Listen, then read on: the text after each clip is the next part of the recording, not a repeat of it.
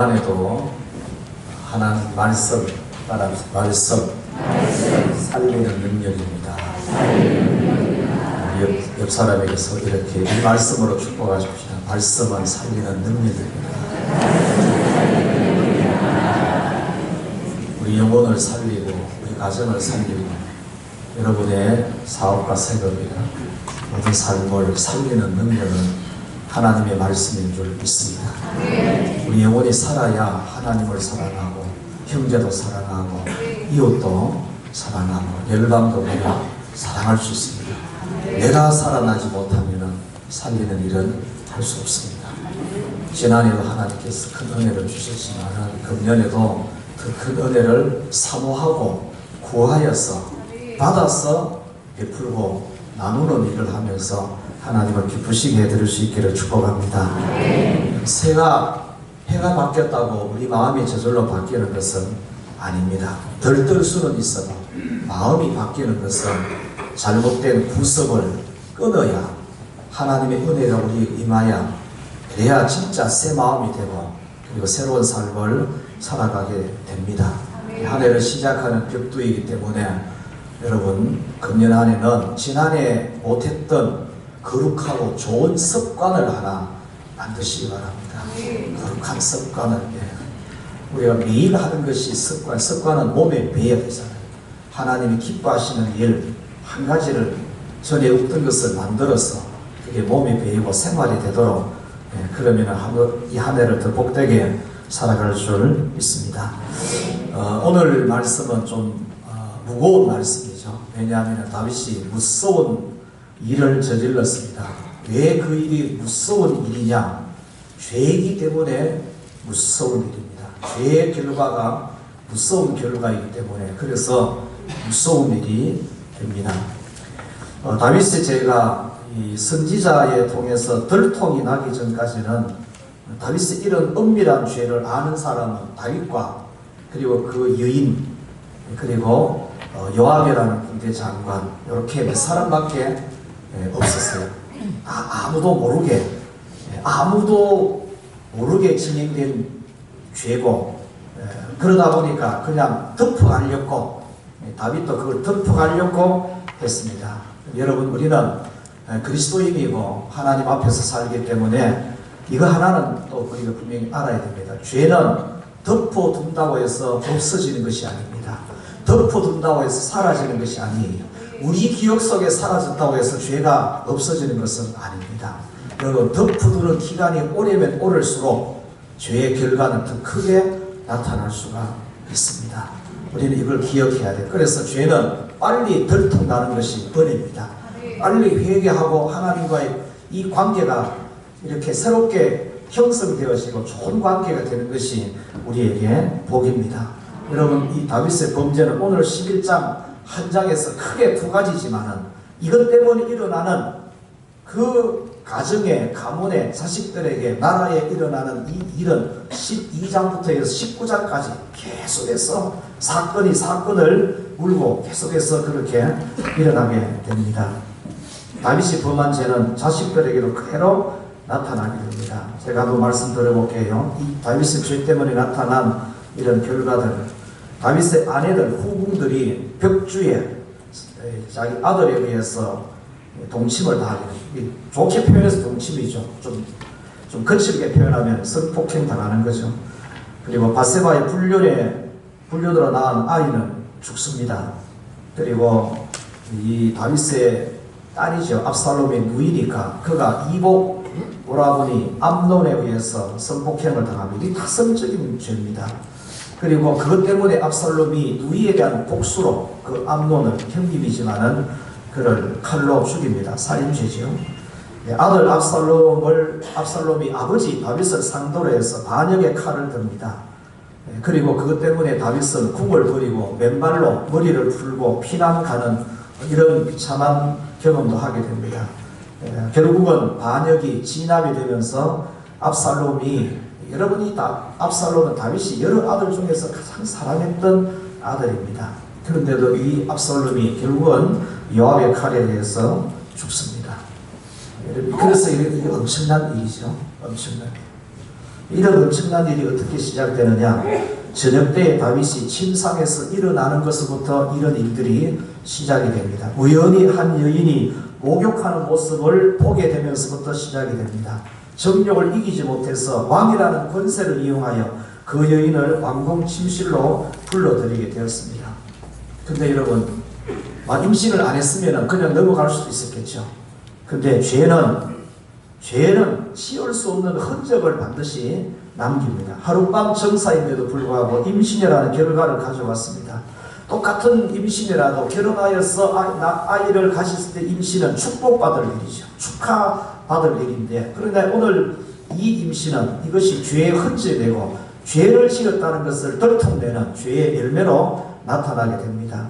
이 임신이라는 죄를 은폐하려고 전장에서 충실하게 나라를 위하여서 근무하는 그 여인의 남편에게 특별한 휴가를 주어서 아내와 잠자리를 하게 만듭니다. 이것은 아주 다윗의 치밀한 계획 속에서 이루어지는 일인데, 이 계략이 하나님께서 실패하게 만듭니다. 하나님께서는 충신 우리아를 다윗의 죄를 덮는 일에 이용되지 않도록 막으십니다.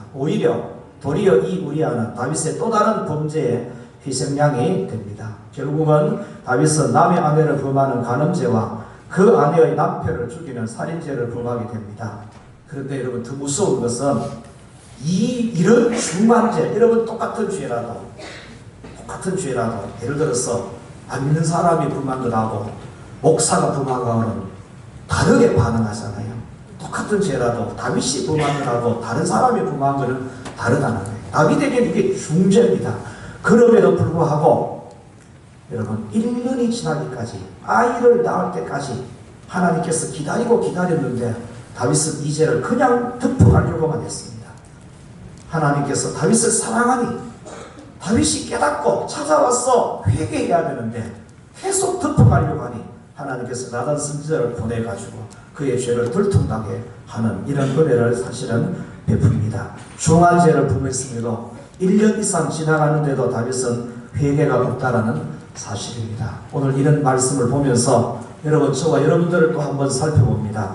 저와 여러분들에게는 숨기는 죄가 혹시 있습니까? 드러날까봐, 들통날까봐 불안해하면서 덮어두는 죄는 없습니까? 그것이 오래되어서 내 마음과 내 양심에조차도 잊혀져가는 죄가 혹시 없습니까? 여러분, 그것을 우리 스스로 드러내야 됩니다. 우리가 드러내지 않으면 하나님께서 드러내시면 아픔이 따릅니다. 우리가 드러내면 우리가 회개함으로 하나님 앞에 은혜의 용서의 은혜를 입을 수가 있습니다. 그런데 하나님이 드러내시면, 그래도 우리가 살아있을 때 드러내면, 그래도 지금 드러내면 회개할 수 있는 아픔은 겪지만 회개는 합니다.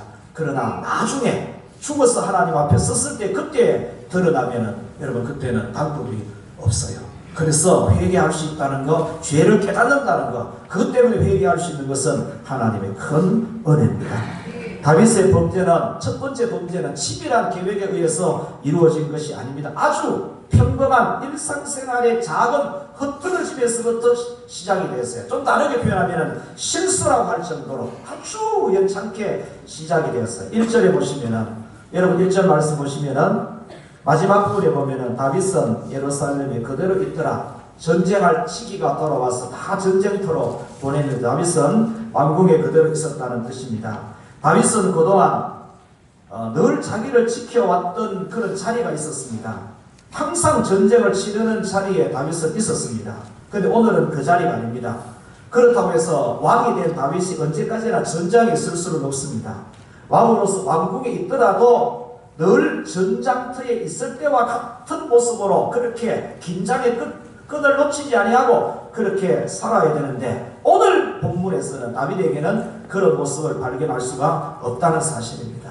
우리 그리스도인은 어디에 있든지 영적 전쟁터로 알고 하나님의 전신갑주를 입고 살아야 될 줄 믿습니다. 긴장의 끈을 늦추지 아니하고 기도와 말씀으로 깨어 있어야 합니다. 예수님이 제자들에게 당부하셨어요. 마가복음 13장에 보시면 마지막 부분에 깨어 있으라, 깨어 있으라, 깨어 있으라. 내가 너희에게 하는 이 말은 모든 사람에게 하는 말이니라. 당시에 제자들에게 하시는 말씀이 오늘 우리에게도 동일하게 하시는 말씀이 깨어있으라 깨어있으라 말씀하시고 14장에서는 따라하겠습니다. 시험에 들지 않게 깨어 기도하라.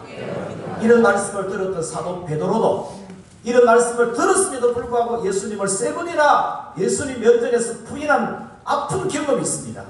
그래서 그가 베드로전서 4장 7절을 통해서 이렇게 말씀합니다. 만물의 마지막에 가까웠으니 그러므로 너희는 따라하겠습니다. 정신을 차리고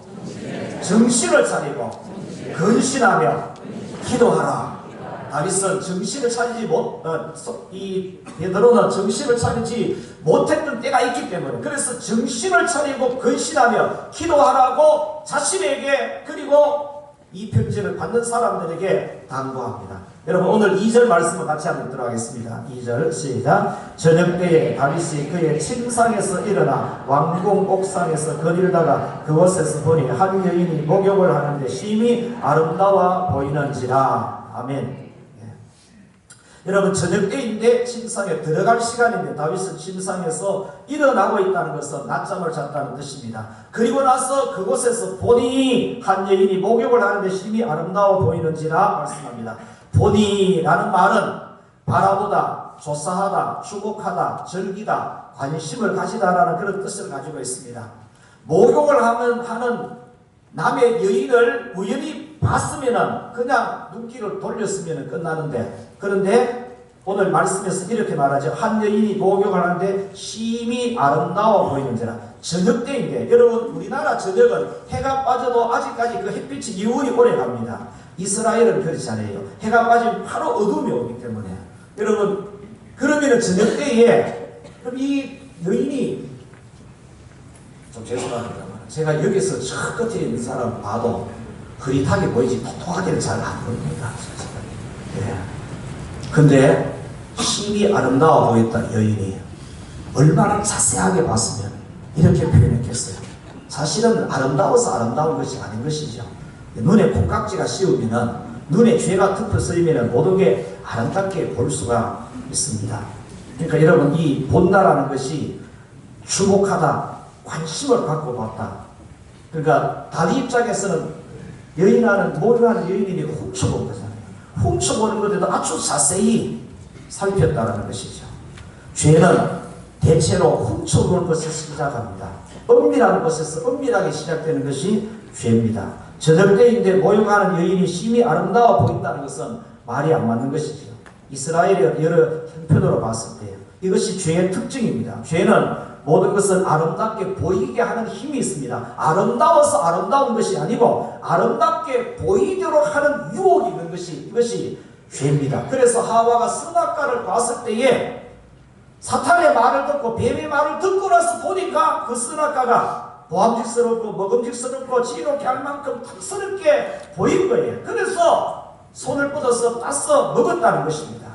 죄의 유혹이라는 것이 이런 것입니다. 여러분 우리는 이렇게 한번 정리를 볼 수 있습니다. 어떻게 다윗이 이런 상상할 수 없는 이런 간음죄와 살인죄를 범하게 되었는가? 다윗은 항상 하나님의 전신갑주를 입고 사는 자였습니다. 그동안은 다윗에게 수많은 죄의 유혹이 있었지 않습니까? 수많은 공격이 있었음에도 불구하고 이 다윗의 이 믿음의 전신갑주, 하나님을 향한 이 전신갑주는 이게 뚫혀지지 않았습니다. 그런데 오늘은 그 전신갑주가 다윗의 전신갑주가 지금 뚫혔어요. 죄의 화살이 그 갑옷을 뚫고 다윗의 심장을 지금 꽂고 있다는 사실입니다. 여러분 이거 볼 때에 저와 여러분들이 한 해를 시작하는 벽두지만은 우리의 이 믿음의 전신갑주가 얼마만큼 지금 단단하게 이 나를 지금 보호하고 있는지 여러분 나중에 한번 이 열왕기의 상을 한번 읽어보세요. 아합 북이스라엘 아합이 전쟁터에 나가서 우연히 쏜 화살에 갑옷에 깃에 틈이 있는 것을 맞춰가지고 아합이 죽습니다. 여러분 우리 하나님을 향한 이 믿음의 전신갑주 이것을 늘 살피고 동염해야 돼요. 죄의 유혹이 우리 속에 뚫고 들어오지 못하도록 여러분 단단하게 긴장하면서 이렇게 자신을 지켜야 될 줄 믿습니다. 하나님의 전신갑주를 다시 동염내는 일을 우리는 날마다 해야 됩니다. 그래서 오늘 두 가지 말씀드립니다. 하나는 다윗에게는 궁에 있더라도 전쟁하듯이 자신을 관리를 해야 됩니다. 우리도 오늘 이렇게 태평 같은 시대에 살더라도 우리는 늘 전쟁터에 있는 것처럼 긴장하면서 영적 전쟁을 치르는 것처럼 그렇게 하나님의 전시갑주를 동여매는 믿음의 끈을 동여매는 이런 자세로 한 해를 시작해야 될 줄 믿습니다. 다윗은 늘 전쟁터에서 살았습니다. 사울에게 쫓길 때에도 전쟁하듯이 살았습니다. 군대 장관이 되었어도 전쟁에 이기고 돌아왔어도 그는 갑옷을 풀지 않을 정도로 늘 깨어있는 그런 삶을 늘 전쟁하듯이 살았습니다. 왕이 되었어도 오늘 11장의 범죄잖아요. 10장까지는 다윗의 생활에는 일점도 흐트림이 없었습니다. 다윗에게는 전쟁하는 것이 곧 자기 자신을 지키는 방법이었습니다. 그렇잖아요. 전쟁을 적을 이기려면 우선은 나를 먼저 살펴야 되고 나를 먼저 무장해야만 적을 이길 수 있잖아요. 여러분 오늘 본문에서는 다윗에게 그런 모습이 없습니다. 심실이고 왕궁이고 남들이 전쟁하는 시간인데 낮잠을 자고 있습니다. 남들은 침실에 들어가는 저녁 시간인데 그가 침실에서 일어나고 있는 저녁 생활의 리듬이 안 맞는 그냥 삶의 하루의 일상적인 생활인데도 뭔가 균형이 흐트러져 있는 그런 모습을 보게 되죠. 오늘 다윗에게 있어서는 경건의 생활이 안 보입니다. 삶의 중심이 흐트러져 있는 모습을 보게 됩니다. 평소 같으면 못 보는 모습을 안 봐야 될 것을 보면 얼른 고개를 돌려야 되는데 오늘은 그것을 계속 축복하고 있다는 사실. 남의 여자를 침술로 불러들일 일인지 들여서는 안 될 일인지의 판단력이 다윗에게는 누구보다도 분명하게 서 있었던 사람이었어요. 사울왕의 어쩌나 팽금만 해도 마음의 찔림을 받을 정도로 그렇게 경건의 판단이 서 있었던 다윗인데 그가 한 여인을 계속해서 보고 있었고 그 여인을 그의 품으로 불러들일 일인지 아닌지 절대로 해서는 안 될 일인지를 분간하고 못하고 판단을 못하고 지금 그 일을 하고 있다는 것은 이미 그의 마음이 흐트러져 있기 때문에 그가 해서는 안 될 말들을 하게 되고 행동을 하게 되는 것을 보게 됩니다. 성도의 하루하루의 생활은 영적 전쟁을 치르는 것과 같습니다. 하루하루를 경건하게 거룩한 훈련으로 사는 것이 성도의 능력인 줄 믿습니다. 여러분 오늘 해야 될 경건의 훈련을 오늘 하는 것이 오늘의 승리입니다. 경건의 유효기간이 얼마일 것 같습니까? 경건의 유효기간. 우리나라의 유명한 목사님 한 분이 그 이야기했어요. 오늘 내 기도의 유효기간은 오늘이다. 그래서 오늘을 위해서 아침에 기도하고 내일을 위해서 아침에 기도하고 나의 기도의 유효기간은 하루다 이렇게 했어요. 여러분 이것은 물론 기도는 먼 장래를 위한 기도도 있지만은 기도하는 사람은 오늘 기도가 오늘 하루 유효하고 그래서 내일 또 기도해야 되고 그 다음날 또 기도해야 되는 것이 이것이 긴장한 가운데서 뛰어있는 저와 여러분들의 모습이 되어야 될 줄 믿습니다. 성탄절 말씀에 제가 이 말씀을 드렸어요. 박사들이 예수님께 예물을 드렸는데 우리도 왕께 예물을 드려야 되지 않느냐. 우리 금년에 하나님께 드려야 될 예물 5가지 말씀드렸어요. 첫째는 예배, 두 번째 말씀, 세 번째 기도, 그리고 사역, 전도 5가지 말씀. 사역과 전도는 훌하게 해가야 될 일입니다. 그러나 매일 해야 될 일이 뭐냐? 말씀, 예배, 말씀, 기도. 이것은 하루도 걸리지 아니하고 오늘도 저와 여러분들이 아침을 먹고 이 자리에 온 것처럼 오늘도 이렇게 말씀을 우리가 먹는 것처럼 예배를 드리고 말씀을 읽고 기도하는 이 생활은 날마다 해야 될 일이고 날마다 이 일을 하는 것으로 우리가 뛰어있는 믿음의 모습이 되어야 될 줄 믿습니다. 여러분 다윗임에도 불구하고 다윗에게 이런 연약함이 있다는 사실을 우리가 꼭 봐야 됩니다. 다윗일지라도 스스로를 지켜낼 수 없는 연약한 존재라는 사실을 우리는 기억하는 거죠. 우리는 본문을 보면서 다윗이 그럴 수 있느냐 욕하고 정죄하고 손가락질 할 것만이 아니에요. 인간은 누구나 할 것 없이 다 연약한 존재입니다. 스스로 구원에 이룰 수 없는 연약한 존재.